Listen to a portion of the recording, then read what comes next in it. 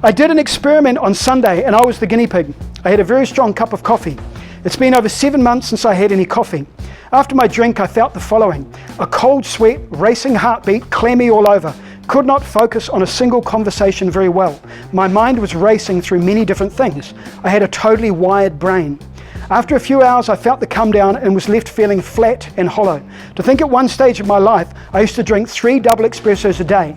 On my off days, I used to get headaches. It took me a while to figure it out. It was a caffeine headache. Now, I tried to work with this guy for 7 months to get him off coffee. He paid me to work with him for a year. It took 7 months before he was willing to just give up coffee. Solved all his health problems. The one poison he was doing every day overrides all the good stuff. So if you are going to increase the good stuff, you've got to lower the toxins and the poisons. Really important.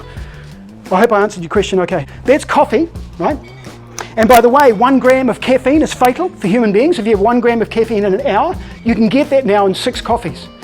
Because caffeine now is 13% of the coffee bean. So the amount of caffeine in coffee beans has gone up massively. And we are now drinking so much more regularly, stronger. So it's not like coffee in the old days, 20 years ago, when you'd have 1 coffee a day or twice a week. It's a completely different dance. And we're doing that with the most underslept, stressed generation in human history. So we've got this whole toxic mix, and then we pour a whole lot of nitroglycerine to raise high blood pressure. So the caffeine in coffee is very high. If you then go to black tea traditionally was always drunk with herbs and spices. Right? You go to India, you always have cardamom, you just have the black tea with some herbs, ginger and things in it, and no milk.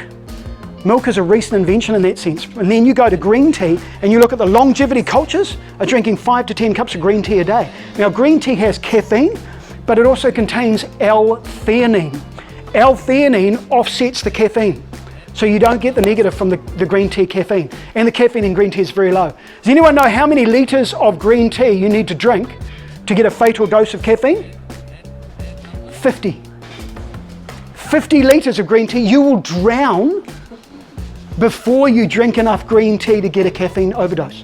Whereas with coffee, you can get it in 6 cups. Green tea also lowers blood pressure, calms the body, removes cortisol, increases blood health.